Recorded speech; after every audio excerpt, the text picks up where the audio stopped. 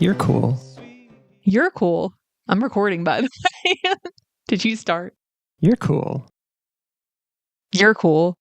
Hello, welcome to 70s Daydreams, and we think you're cool as well. We have a really special one today for the start of our next season. This is The Rescuers from 1977, and this one is quite a hoot. Yeah.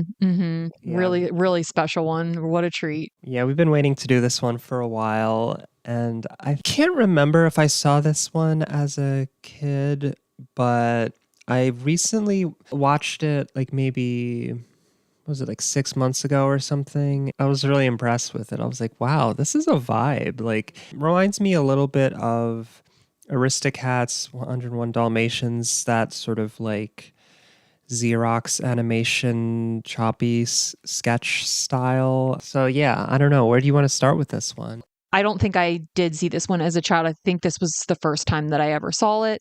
I watched the 90s Rescuers Down Under a whole bunch when I was a kid, and this one I didn't. Well, we watched this one together, which also is makes this special too, because we often don't watch them together. We watch them separate. I feel really precious about this podcast, so I hope that I do it justice. You're a big fan of The Rescuers Down Under. You had seen Oh, that. Yeah, because every time I brought it up, you were like, oh, I've seen the sequel. I think it was like the first Disney animated film sequel. Yes, it was. Yeah.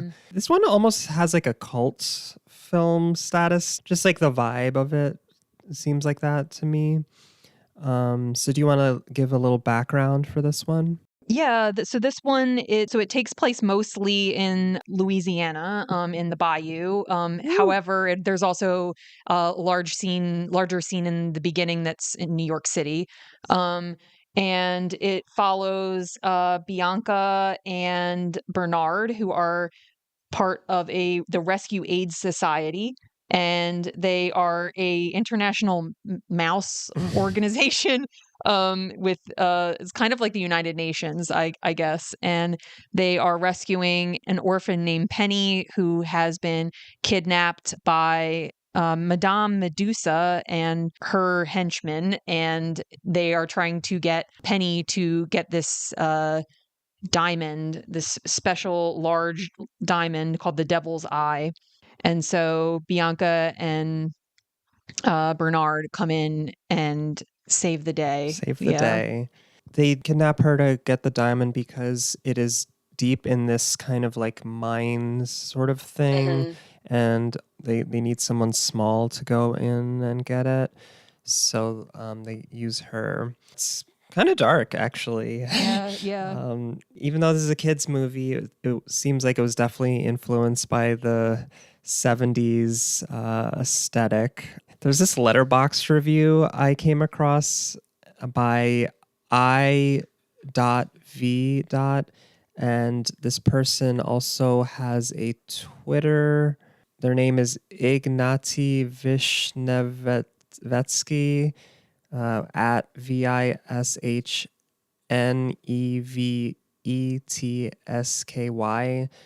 They're like a film reviewer person, and I just want to read their review. I like how this box art goes out of its way to make this look bright and colorful, when it's in fact the dingiest, grimiest, rainiest animated feature that Disney ever released. They're referring to like the film poster, and it's just a funny review, and it's true. Like, I just love how like the environment is almost like a character in this film. It's very rainy, and they're like deep in the swamp, and it has such a vibe. It's really nice. It's funny that you had said that it was so dark, because I was reading some of the critical reception, and there was quote, one person said, "Great adventure, but too dark for preschoolers." So they would only give it 4 out of 5 stars. But generally, this was received very well. It made a lot of money. Some folks say that it was Disney's greatest film since Mary Poppins. It was wonderfully expressive, that a delight for children as well as adults who appreciate good animation and brisk storytelling. I liked that brisk storytelling because it is only an hour and 19 minutes. And I really love like something that's concise and that like, as a poet, like that's something I really appreciate. You're And speaking my yeah, that language. did this for me too. And also just like the general aesthetics, the raininess, the bog, the swamp, like I really loved it. I loved the characters. I loved the theme Hmm. of the film, which was faith. And it honestly makes me a little bit teary thinking about like like how beautiful like this story is and what it means to me personally, like watching it for the first time as an adult versus as a child, and having like The Rescuers Down Under be such a special movie to me as a child. Like it's one of those things that happens where like you can really connect to your inner child as an adult and like have like a rare experience of feeling like a child again, but having a new experience, like having a movie that like you've never seen before. So yeah, I just feel so precious about this film. I feel like that about a lot of films because I didn't really see any of those like big Pixar movies from the 2000s and early 2010s. Like I kind of like missed most of them. And I remember I saw Monsters Inc. and Ratatouille for the first time just a few years ago, and I can't believe I hadn't seen them. I remember the first time I saw Wall-E, that was also a few years ago, and it was really impactful. I was like, oh my gosh, I've been sleeping on this, and I don't know if I like implicitly did this. Like I really like 2D animation, and sometimes I maybe subconsciously wrote off a lot of like the big budget CGI productions, but a lot of them are really good, especially like there was like a really great renaissance in like the 2000s. But anyway, to get back to this film, yeah, the fact that it was so successful is a big deal for Disney because after they did Sleeping Beauty, that was like a really big investment that Walt was really pushing, and they were really trying to do something grand, and it didn't do as well as expected, and it turned out to be like a pretty big financial hit to the company. And the ripple effect was they started to focus a little bit more on live action in the interim. And I think they once they had like Mary Poppins, like they had like a good formula. And so yeah, I mean, they did have a few successes, but yeah, but for the most part, the 70s is not really Disney's like heyday. They kind of had, especially for animation, they're not super known. They were having some like financial difficulties, and they also turned towards Xerox animation, which I think was like a cost saving thing, but also created some interesting like aesthetic choices. Which they did with 101 Dalmatians, and that, but they only had access to like the dark black lines for that one, and I think with this one they also had access to a like medium gray toner. I read that, so it could have like a softer looking line, but that they were using the xerography. Is that how you say it? I believe so. I Yeah. still don't quite understand how the Xerox animation process works, but it has like a very like modern look to it, which is really interesting. And I think the look of this film, it's like not the same as 101 and Aristocats, but it has like a similar like they definitely seem like sister Yeah, for films, sure. and visually speaking. Did you look into any of the background on the production of this and how it like morphed into all these different movies? It's really wild. So like originally the Rescuers was going to be a story that involved a king penguin and a polar bear. King penguin was going to be the villain and the polar bear was going to be like forced into performing in shows. Then they decided that the Arctic was too stark a background for the animators, so that was like totally scrapped. And they wanted a more simple story. So then they thought about a little girl getting kidnapped by mice, and getting her back, and like, period, that would be it. Then the next version was renamed to Louie the Bear. They had a jazz singer come in and do the whole role for that. It sounds like they got really far with this version that was like took place in a zoo or was like zoo adjacent. then like kind of scrapped that whole thing. Then there was the book that this one was based off of. They even had these scenes that kind of nodded to the original Louis the Bear, and that was supposed to be that the mice were searching for clues for Penny, and then they would, find a clue in the zoo. And even that got cut down to just Bernard entering the zoo, and hearing the lions roar and having him that scared away. But there was supposed to be this like throwback to the bear, to this like original storyline. I think that this really is interesting as it ties into the theme of faith, Mm-hmm. in the movie, because there were so many iterations of this. There were so many people who, lent their voices and their talent to it, that maybe it never materialized. But ultimately, they had faith that the story that would come out of it would be the story that needed to be told. And then that story was so successful Mm-hmm. and really kind of like jump started Disney again, as the animation like giant that they are, Yeah. And one other thing that I wanted to add with that too was that like Cruella de Vil was going to be part of this story. So it was interesting that you said something about like the 101 Dalmatians. So Cruella de Vil, they originally, like in previous iterations, thought that they would use her again in this, and then they scrapped that as well, and they wanted to do a whole new villain. Her appearance was based upon, I think, one of the animators' then wives, who's now an ex, which is like Yikes. wild. We might need to fact check that fully, but like that was, and then that animator, it was their last film for the studio, and they wanted it to be like the best character ever. So like they spent a whole lot of time on Meta Medusa, and she is frightening. Like, So she is very Cruella de Villian. Mhm. Like like the way she moves and everything. She's a great character. Like I love her like fiery red hair that's just kind of like flopping everywhere, and the way she talks. It's like almost like this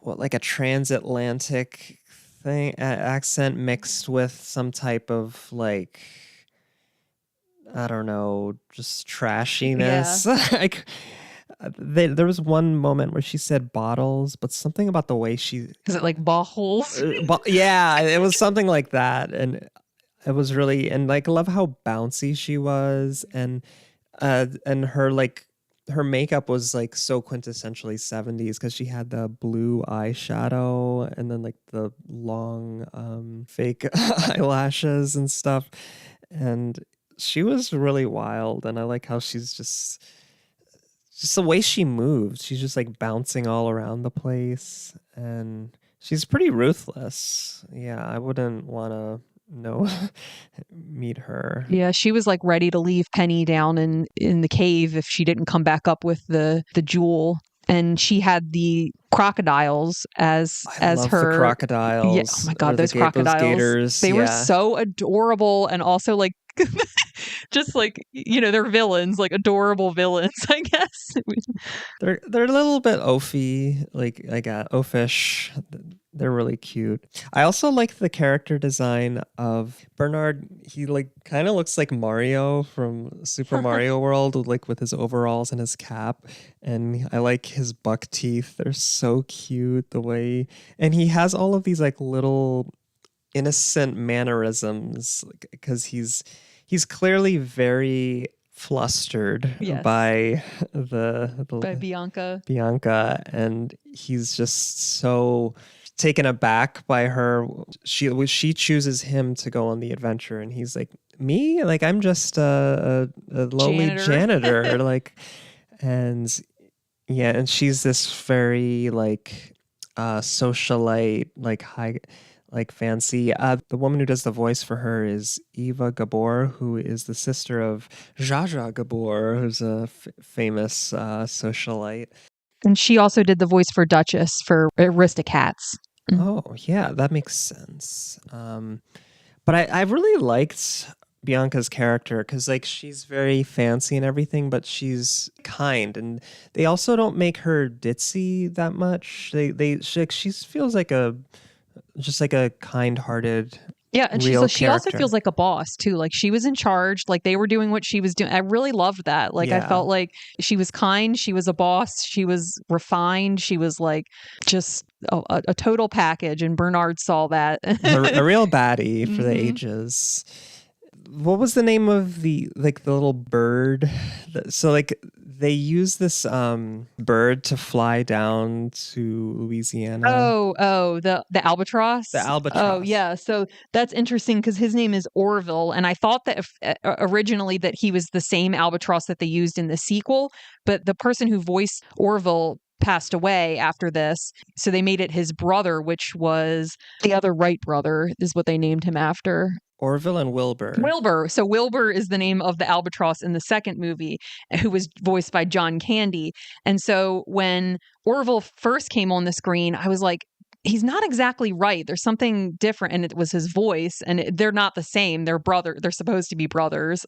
So the whole like funny thing about Orville is that he's not really the best flyer, even though he's a bird. So, like in the movie, they have a lot of like parallels. The people go to the airport and the people take the airplane to get places, but then they go on top of the airport, like onto the roof, and then they have their own like airline service, but it's just like the Albatross. And I'm telling you, I would be pretty concerned the way he was flying, but Bianca was not nervous at all. Hmm. Yeah, They, she loved adventure. She was just ready for adventure at any moment. And Bernard was like, "We're gonna die." he was wearing like those airplane goggles, and then it was like a sardine can Yeah. that the mice were sitting in. That was like their chair, and it was pretty cute. And then when they were flying off into the sunset, or maybe it was at night, Bianca gets tired and she lays her head Oh. on Bernard's shoulder, and then he's like kind of surprised and scared, and then he like puts his arm around her, and it was really sweet. I loved that part too. I loved also getting to see like the beginning of their relationship because they're already like an established couple in the 90s version. They still have their same kind of like she's she's ready to dive in, she's adventurous, and he's like more like neurotic and doesn't really know like, oh, maybe we shouldn't be doing this. I remember relating to him as a child, like just being like worried about safety all the time. And he has this whole thing where he's like afraid of the number Oh 13, yeah. and Uh-huh. so he's like going up the stairs, and he's like, oh no, these are 13 stairs, and then he's going up the ladder, and it's 13. So he's, yeah, not as fly by his pants type cat mouse. Oh. This is not quite related, but I remember when they were doing the titles in the beginning, it said, I think the story, instead of saying story by, it said something like suggested by, and then it listed some names. I thought that was kind of funny. Oh, interesting. I guess that means like in the long process of them trying to figure out like what this movie was and what the story was, that like finally the people who suggested it were. Credited. Yeah. Oh, that's interesting. I didn't notice Yeah, I was that. like, oh, I've never seen that in a credit suggested by. How did you feel about the music in this one? I thought it was really good. I liked some of like the solo songs, the Rescue Me song, and I thought the more orchestral like backing stuff was really fun, and it just kind of blended perfectly. Like it didn't stand out too much. It was just really nice. I saw that this was the first time since Bambi in 1942 that all of the most prominent songs were sung as part of a narrative instead of like character songs. So Hmm. that was an interesting. You mean like the characters singing the songs, or what do you mean by? Yeah, as part of a narrative, like they like in the background for the story instead of like as part of the characters. They sang the Rescue Aid Society as a group, but the rest of the music, I believe, was all in the background to add to the story versus sung by the characters. I like that. I think that's something that should be used more often. I liked her voice too a lot. Her name is Shelby Flint, the person who sung a lot of the Yeah, she was a true songbird. and Faith is a Bluebird. Just Faith is a yeah, bluebird. that was part of the. Oh, shall we talk about the cat Rufus? We haven't even gotten Oh, into him yet. yes. So they're trying to find Penny, They go to the orphanage to try to find her, but she's not there anymore. And then you see the cat, and then you get really nervous because it's like, oh no, like a cat, and there are these two mice. But then he's so like affable and refined and relaxed, and he doesn't attack them. And he's like this kind of big sort of walrus mustache. That was so cute too, where like we all thought, oh, they're done for now, and he was like, oh, you mice can't stick around here. I'll be out of a job if you if you don't. Yeah. So he was like such an endearing character, and I feel like he really left like a mark on the whole movie, and he was barely in the movie at all. I mean, for me, at one point, either he calls himself this or they call him an old codger, which I thought was a That's funny great. saying. He outright says about Madame Medusa that she's trashy, and then, that Penny wouldn't be associated with people like that, which I thought was funny as well. Yeah, it's so 70s. I was like, trashy. Oh my God. Mhm. I love it. But he introduces us to the theme of the movie, which is faith, and that faith is a bluebird you see from afar, and says that little poem about how you may not be able to touch it or buy it or wrap it up tight, but it's the thing that's making things turn out right, and it's real, Aw. and yeah. So, and then I remember at the end too, Penny, or towards the end, Penny is praying, and Rufus is in her prayers, and oh, God bless Rufus, like keep him safe. And I thought that was a cute little callback too. Yeah, let's chat a little bit about Penny. Every time she was on screen, I was just like, she is so cute. She has Yeah. like her gap tooth, and she had pigtails. Yeah. Little teeny pigtails. Yeah. Little bangs. And her like little jumper dress thing is so cute. She was saying how no one wants to adopt me or whatever.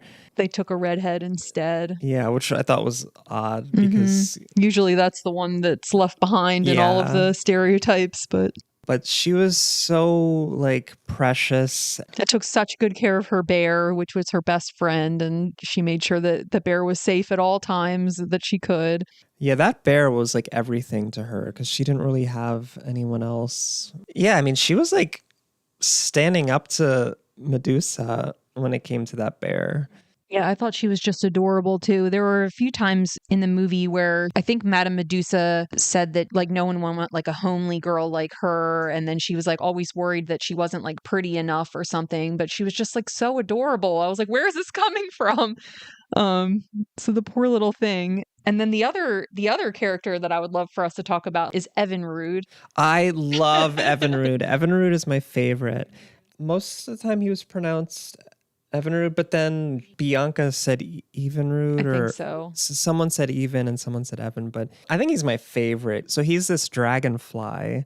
When they're down in the swamps, in order to get to the Madame Medusa's place, they have this leaf that the two mice get in, and then Evinrude grabs the stem and pushes them along like a Airboat. yeah, like an airboat. But he's just so tired because like the way they portray him like as a dragonfly, he has like a lot of Like nervous energy or yeah, like he Yeah. just like moves like really like he's really but yeah, he's just got these like big old bug eyes and like this big mustache. He's so like selfless. Like he keeps pushing himself to help everyone even though he's like so tired. And then when he's out of breath and he's like, like oh. Yeah, and you don't really see his mouth because his mustache covers it. I feel like that's what kind of makes him so cute. Did you know what his name meant? Because I didn't, but I looked it up. It's like a brand of motors.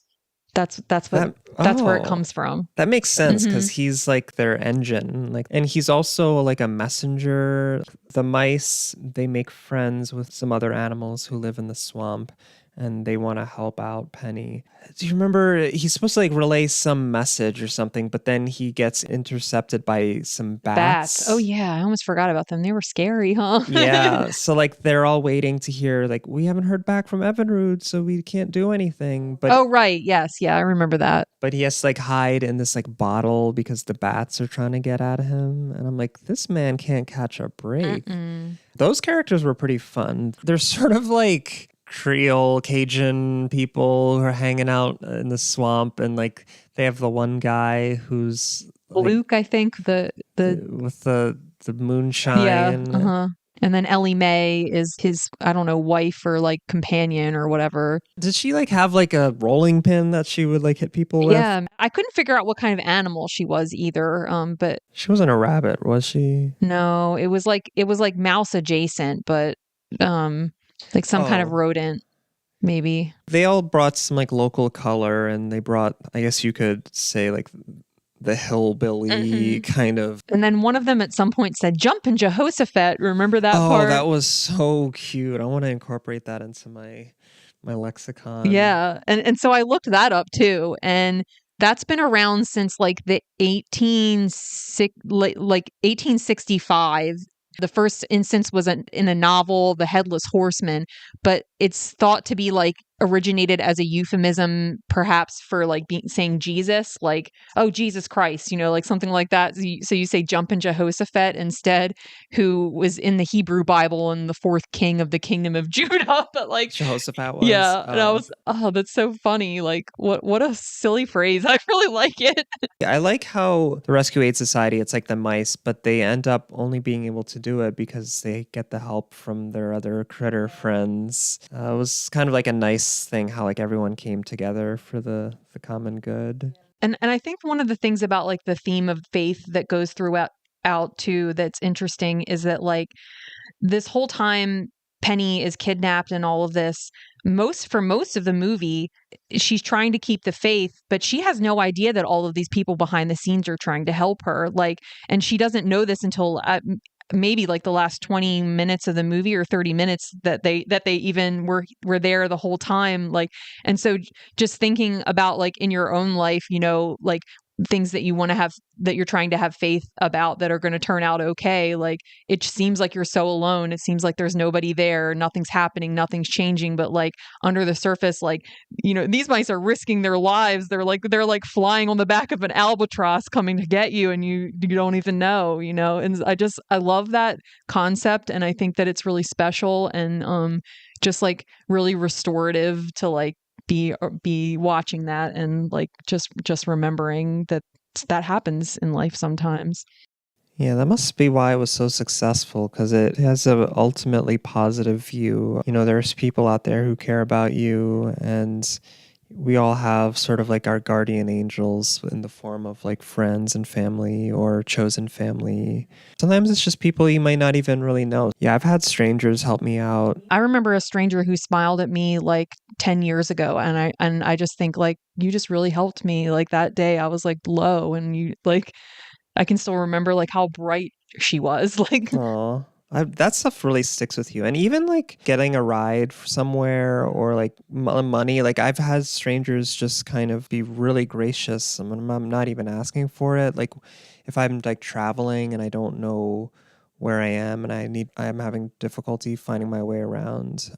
I wanted to talk a little bit about Madame Medusa's lackey, Mr. Snoops. He kind of looks like an accountant or something. He's like got his like suit and he's kind of really scruffy and scraggly and kind of a bumbling lackey and just kind of following the orders. She's always finding something to complain about. And then she ultimately swindles him. Once they get the diamond, yep, she's like, "Oh, it's all for me." And yep. he's like, "What? You said you promised me like 50% or something." Interestingly about him too is I read that he was caricatured from a journalist who had been interviewing the animators at the Disney studios.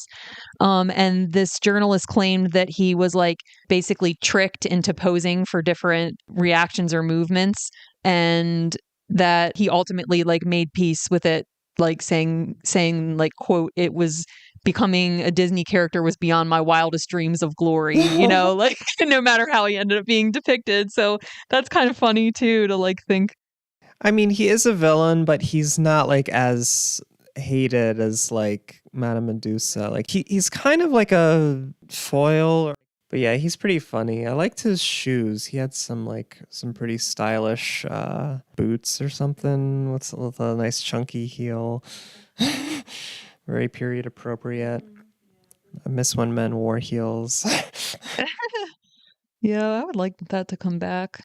I remember when they were in the UN scene, they came from all around the world to be in this mice UN thing, and then they show all of like the different representatives of the different countries, and they were all very like respectful portrayals of different cultures and religions, I thought. I don't know. Maybe I'm not sure. It was a little dated because I remember they had a representative from Latvia, which, shout out to Latvia, but that's a pretty small country. But then they had one representative for Africa, like the entirety of Africa. Yeah, there's a lot of countries in Africa. Yeah, for sure. I think that there was a mouse that looked kind of like that, like problematic, stereotypical, like Asian way, but I don't remember what country that the mouse was representing. I don't remember very much from that because I kept trying to think in my head, like, where's Bianca like, which country does she represent from, like, thinking about her accent and trying to like place it. Eva Gabor, she's from Hungary. Yeah, and that's where she ended up being from too. There's so much like to pour over with this movie, like from every angle, I feel. So oh yeah, one of the visuals that I thought was really spectacular was like when this fireworks were going off at the Oh my end God, that in was yeah, in incredible. the bayou, and it was almost like they were on different levels. Like it looked almost 3D the way that like they animated that, and that the fireworks were so bright and luminous, like on this like rainy, dingy like background.